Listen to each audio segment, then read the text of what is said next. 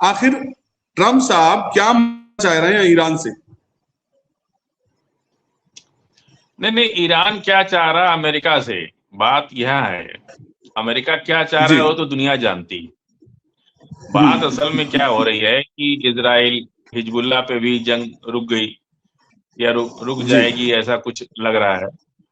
फिलिस्तीन और यूक्रेन, इस पे भी तो बात होनी है ना, पूरे मसले पे बात होनी है। अमेरिका ईरान से तो जो बातें हैं वो तो हो जाएंगी, लेकिन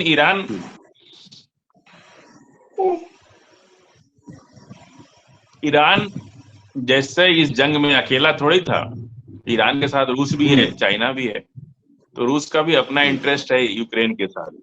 वो बातें अंदर आ नहीं रही है बाहर, लेकिन अंदर खाने में बात वही चल रही है कि भाई फिलिस्तीन, इजराइल जो है आखिरी दम तो कोशिश यही करेगा कि भाई हम फिलिस्तीन को अलग दर्जा ना दें, अलग राष्ट्र ना बनाएं। दूसरा यूक्रेन वाला मसला है, जेलेंस्की का अलग इंटरेस्ट है, रूस का अलग इंटरेस्ट है। अब उसमें फंस गए हैं प्रेसिडेंट ट्रम्प, ना तो वो रूस को समझा पा रहे और ना वो यूक्रेन को समझा पा रहे। अब जाहिर सी बात है कि अगर मान लीजिए यूक्रेन जीत गया होता लड़ाई, और तो क्या रूस को छोड़ देता? रूस का जीता हुआ हिस्सा, अब इतना नुकसान करके रूस अपना जो जीता हुआ हिस्सा है उसको कैसे छोड़ सकता है? और रूस ने जो काम किया है ना यूक्रेन के साथ, पूरा उनको लैंड लॉक कंट्री बना दिया, समुंदर का पूरा हिस्सा छीन लिया। सबसे बड़ी यूक्रेन की जो समस्या है कि वो यूक्रेन ये चाहता है कि हमको समुंदर का एक एक्सिस की कहीं से भी एक्सिस मिल जाए, समझ रहे हैं आप? क्योंकि उसको एग्रीकल्चर प्रोडक्ट में उसको पूरी दुनिया में एक्सपोर्ट है, तो वो कैसे जाएगा? जहाज से तो जा नहीं सकता, बाई रोड जा नहीं सकता, तो पानी की जहाज से जाएगा। अब उसका समुंदर पे एक्सेस ही नहीं है, पूरा रूस ने कब्जा कर लिया। कितनी होशियारी, रूस ने सबसे पहले यही काम किया कि उसका समुंदर का एक्सेस ही खत्म कर दिया। तो अब वो परेशान है कि भाई अगर हमको समुंदर का एक्सेस नहीं मिला तो हम तो जीरो हो जाएंगे। जब कोई लीडर गलत चुन जाता है ना, तो आवाम को बहुत कुछ झेलना पड़ता है, और रूस उसको तैयार नहीं है। क्योंकि अगर रूस एक्सेस दे देगा समुंदर पे तो रूस के ऊपर खतरा बना रहेगा, क्योंकि वो तो छोड़ेगा नहीं ना, बाद में भी हमला कर सकता है, अपनी बात से पीछे हट सकता है। तो रूस चाह रहा है कि इनको समुंदर से दूर ही रखा जाए। तो ये सारी मसले हैं। ईरान से तो जो बातें हैं वो लगभग फाइनल है ही हैं। उन्होंने यूरेनियम, इनरिच यूरेनियम से भी बात पीछे हटा ली, होर्मुज पे भी बात सेटल हो गई, लेकिन मसला आके फंस जा रहा है। अच्छा, फिलिस्तीन पर इजराइल जो है अपनी जिद पे अड़ा हुआ है कि उसका जो है जैसे गजा तक ही उसको सीमित रखा जाए। अब वो वेस्ट बैंक तक चाहते हैं ये लोग। 1968 में जो समझौता हुआ था उसके आधार पर जो बफर जोन बनेगा इजराइल और फिलिस्तीन के बीच में, दोनों ही सेनाएं अपनी अपनी पेट्रोलिंग कर सकती हैं, उस मुद्दे पर बात होनी। लेकिन अगर बहुत कुछ मान लिया जाए तो इजराइल ये चाहता है कि सिर्फ गजा तक ही सीमित रहे, और फिलिस्तीन अथॉरिटी जो है वो चाहती है कि हम पूरा वेस्ट बैंक और गजा के बीच का पूरा हिस्सा हम अपना फिलिस्तीन राष्ट्र बना रहे हैं। एक तो ये मसला है, दूसरा रूस का मसला है, तीसरा ईरान और अमेरिका के बीच का कोई ऐसा मसला यूरेनियम, इनरिच यूरेनियम का था, वो लगभग अमेरिका ने कह दिया कि ठीक है हम उसको रिलीज छोड़ देते हैं मामला। वो दूसरा 23 लाख करोड़ रुपया देने की बात है, चलिए वो भी निगोशिएशन हो जाएगा, 23 नहीं 20 दे दो, 15 दे दो, 16 दे दो, उस पर भी बात बन जाएगी।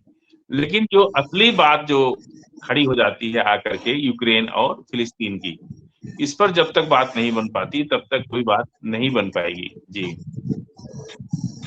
यानी कि यूक्रेन और फिलिस्तीन मेन एक क्राइटेरिया है इस 14 के अलावा, ये 14 में ही जो पॉइंट्स है।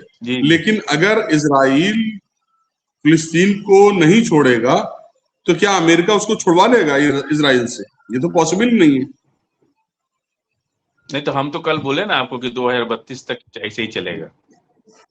कल हम आपको इसीलिए बोले ना कि हम ये सारी बातें जो हैं हमारे जहन में हैं कि ये नहीं मानेंगे, वो नहीं मानेंगे। खुदा जब आता है ना अपनी मर्जी पे तो सब मानते हैं। थोड़ा मसलहत अल्लाह की भी होती है, समझ रहे हैं आप? तो 2032 तक चलेगा ये, तो उसके बाद सब मान जाएंगे धीरे धीरे करके। ऐसे ही निगोशिएशन चलती रहेगी एक दूसरे। जी जी बिल्कुल आप सही कह रहे हैं, ये बिल्कुल आप सही कह रहे हैं, नेगोशिएशन चल रही। मैं अभी आपके ही जुमले जो है वो कोट कर रहा था जब आप नहीं थे, तो मैं लोगों से यही कह रहा था कि फजील अहमद साहब ने जो बात कही है, जंग हो सकता है कि इसी तरह आगे बढ़ती रहे। बहरहाल मैं एक सवाल पे चल रहा था कि आईआरजीसी की खबरों के मुताबिक जो बात पता चली उसमें तो ये कहा गया कि ईरान ने यूनाइटेड स्टेट की जो डील थी उसको पूरी तरह नकारते हुए 24 बिलियन डॉलर की मांग की है उसकी फ्रोजन एसेट की। क्या डोनाल्ड ट्रंप इतना बड़ा अमाउंट इस तरह से अचानक दे देंगे? मुझे तो नहीं लगता। आप क्या कहना चाहेंगे? नहीं, देना चाहिए उनको। देंगे नहीं देंगे वो तो प्रेसिडेंट ट्रंप जाने, लेकिन देना तो पड़ेगा ही, वो तो ईरान का ही है। इसी के लिए, और उतना ही नहीं, अभी जो नुकसान हुआ है उसकी भी तो भरपाई करनी पड़ेगी। ये तो जी जी फ्रोजन एसेट्स है, जो ईरान का पैसा इन्होंने सीज कर रखा है वो है। जी जी। अभी जो नुकसान हुआ उसका कंपनसेशन भी तो देना पड़ेगा, जो ईरान का नुकसान हुआ। अभी तो वो 134 जो कमांडो थे, जब हमने चूहेदानी की बात की, याद है आपको? कमांडो जो, वो भी तो ईरान के हाँ, कब्जे में है, उनको 147 भी तो छुड़ाना है। 147। हाँ, 147 उनको भी तो छुड़ाना है ना। अभी तो अमेरिका की कई नस दबी हुई है, कई जगह से अभी प्रॉब्लम है। तो धीरे धीरे थोड़ा चढ़ाई पर जब इंसान चढ़ता है ना, तो धीरे धीरे चढ़ता है, लेकिन चढ़ जाता है। उतरता है तो बहुत तेज। अमेरिका उतरने पे है, ईरान चढ़ने पे है। अमेरिका उतर रहा है, ढलान पे है, इसलिए बहुत तेजी से नीचे आ रहा है। और ईरान चूंकि चढ़ान पे है, ऊंचाइयों पे चढ़ रहा है, तो थोड़ा धीरे धीरे चढ़ रहा है। इतना ही फर्क है, और ज्यादा फर्क नहीं। जी अच्छा, अभी कतर की खबर आई थी कि 12 में से 6 बिलियन डॉलर, 12 उसके पास है, उसमें 6 बिलियन डॉलर वो देगा, जिसपे बात कल। और यूएई ने भी ईरान को जमा हुआ जो उसके पास फंड था, उसने कहा 12 बिलियन डॉलर हम तुम्हें दे देंगे। सवाल ये उठता है कि वो जो 24 बिलियन डॉलर वाली बात है उसमें से ये 18 बिलियन डॉलर ऐड होंगे, या वो 24 अलग है और ये अलग है? नहीं, ये सब तो अभी हमला ना करने के लिए है, सीज अमाउंट नहीं है ये तो हमला अच्छा। मतलब बख्शीश है। ये तो बख्शीश है कि भाई इतना हमसे ले लो अच्छा। और हमला मत करो, क्योंकि ये जितना हम दे रहे हैं उतना तो एक दिन की कमाई है दुबई की। यूएई जी का जी पूरा जी जी। नेटवर्क खत्म हो चुका है, वहां पे बिजनेस खत्म हो गया, वहां पे लोग भाग रहे, बुर्ज खलीफा खाली हो गया, और बड़े बड़े रिसोर्ट जो हैं खाली पड़े हैं। ऐसी ऐसी लुभावनी स्कीम चल रही है, लेकिन फिर कोई जा नहीं रहा है। ज्यादातर लोग दुबई, दुनिया भर के लोग दुबई छोड़ छोड़ के अपने मुल्क जा रहे हैं। तो जी ऐसे जी अगर जी। रहा 5-6 महीना या 1 साल तक रह गया, तो दुबई तो खत्म ही हो जाएगा। 40-45 साल, 50 साल की मेहनत पे पानी फिर जाएगा। तो जो अमाउंट अभी यूएई दिया है वो तो बख्शिश है। अभी उन सब चीजों पे तो बात ही नहीं है। तो ये है कि भाई ठीक है, आप ये हमारा ले लो और हमारे पर हमला मत करो। लोगों को यकीन हो जाए कि भाई कोई मिसाइल इधर नहीं आएगी, तो लोग आना रहना शुरू कर देंगे। तो अभी वो अमाउंट है ये। अभी अच्छा, तो आपकी बख्शिश कानूनी है। वाला अलग है, ये बख्शिश है। अच्छा, हम समझ रहे थे कि कतर और यूएई जो है चुपचाप धीरे धीरे से अमेरिका को छोड़ के ईरान के साथ मुंसलिक हो रहे हैं, जुड़ना चाह रहे हैं, इसलिए शायद ये अमाउंट दिया जा रहा है। आपका क्या ख्याल है इस सिलसिले में? नहीं, वो तो सही बात है। अब उनको अमेरिका तो बचा नहीं पा रहा है, अब तो ईरान से ही 100%। बात करनी पड़ेगी ना। तो अमेरिका बचा नहीं पा रहा है, तो अब ईरान को तो लीडर मानना ही पड़ेगा। और इसीलिए तो अरब नेटो की बात हो रही है। तो अरब नेटो में कौन रहेगा? ईरान ही तो मेन लीडर, तो ईरान ही है उसमें। तो यहाँ तो कोई निगोशिएशन की बात नहीं, यहाँ तो अपने घर की बात है। एक कड़ी में कड़ी जुड़ती चली जाएगी, चेन बनती चली जाएगी, और आपस में जो दुनिया में आप रुसवा और बदनाम हो रहा है, वो सब खत्म होकर के आप एक प्लेटफॉर्म पे आ जाएंगे। और यहाँ से तो कोई धोखा नहीं होगा ना किसी को। अमेरिका तो थोड़ा सा अगर आपको देता है तो उसका 900 गुना वापस ले लेता है आपसे। कम से कम ईरान तो ऐसा नहीं करेगा ना। आप अपनी स्वायत्तता के लिए लड़ाई लड़ सकते हैं, आप अपनी फ्रीडम को बचा सकते हैं, और जितना पैसा आपको बच रहा है आप फ्री होकर के उसका यूज कर सकते हैं। अमेरिका तो माल है, कतर का, अरब का, यूएई का, और फायदा उठा रहा है अमेरिका, पूरा मालिक वो बैठा है, तेल का रेट वो फिक्स करता है, तेल है अरबों का, और फिक्स वो करता है रेट, अब पैसा अपने बैंक में, अमेरिकन बैंक में रखवाता है। इस तरह से गुलाम बना के रखा है अरबों को अमेरिका। तो उस गुलामी से मुक्ति तो चाहिए ना, अरबों को भी तो ये है कि भाई किसी तरह से हम तो भगा नहीं सकते, कम से कम ईरान भगा रहा है तो ईरान का ही साथ दो, इसलिए ये सारी चीजें हो रही। इसकी उम्मीद नहीं थी यार अमेरिका को। अमेरिका तो ये सोच रहा था कि सारे अरब मिलके हमको पैसा देंगे और हम मारेंगे और हम इनके ऊपर और राज करेंगे, लेकिन हो गया उल्टा सब। जी हाँ, ये बिल्कुल आप सही कह रहे हैं कि ये एक बड़ा मसला हुआ, क्योंकि शुरुआत तो यहीं से हुई थी। जहन में उनके खाका यही बना था कि हम इस तरह से बवंडर पैदा करेंगे और ये सब लोग हमको ऐसे ही पैसा देंगे जैसे देते आए हैं, और यही होगा ही। वो इस चीज को भाप नहीं पाया। मुझे लगता है जैसे कि ईरान ने कहा था कि कोई कैलकुलेशन नहीं होना चाहिए, तो हो गया मिसकैलकुलेशन दोबारा।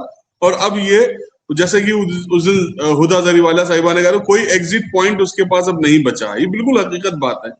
अच्छा, एक सवाल करना चाह रहा था ये कि अगर ये वाकई तो हकीकत है कि इजराइल पूरी तरह से ट्रंप के कांधों पे चल रहा है और पूरी तरह से सब मामला अपना उसका फिक्स है, इतना बर्बादी के बाद भी वहां से बमबारियां हो रही है, सब कुछ हो रहा है, जबकि ट्रंप इस नवंबर के महीने में अब लगभग अलविदा कह देंगे, उसके बाद इजराइल को कौन देखने वाला है, कौन ख्याल रखेगा, इजराइल का क्या हाल होगा, उस पर मैं पूछना चाह रहा हूँ कि आपका अपना तज्जिया क्या?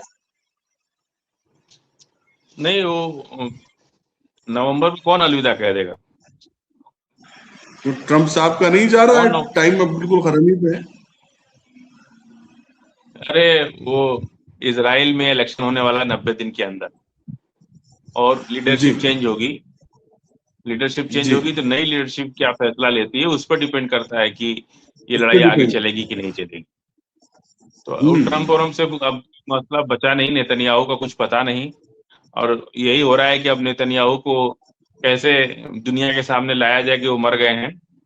तो कभी कैंसर की बात, तो कभी इसकी बात, कभी हॉस्पिटल की बात, फिर इलेक्शन की बात, धीरे धीरे करके वो साइडलाइन करके उनको, और नई लीडरशिप आ जाएगी। नई लीडरशिप तय करेगी कि इजराइल के अगला फ्यूचर क्या है, उसके हिसाब से चलेगा।